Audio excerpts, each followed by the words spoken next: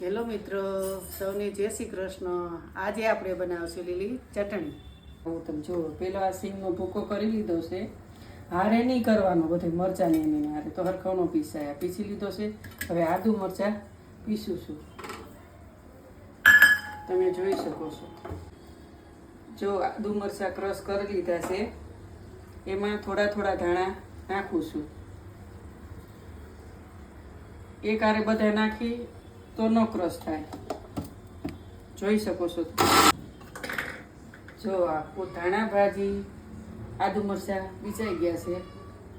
થોડુંક પીસાઈ જાય પછી મીઠું નાખવાનું, સ્વાદ અનુસાર મીઠું નાખવાનું, પછી થોડોક લીંબુનો રસ નાખવાનો,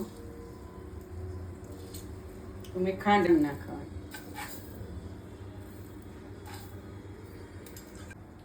હવે આ બધું ક્રશ થઈ ગયું છે। હવે આપણે નાખીશું ભીંગ, આ સિંગનો ભૂકો અને બધું મિક્સ કરી લેવું।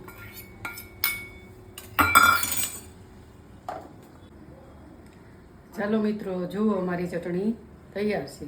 તમે કેવી રીતે બનાવો છો એ અમને કોમેન્ટમાં જણાવજો।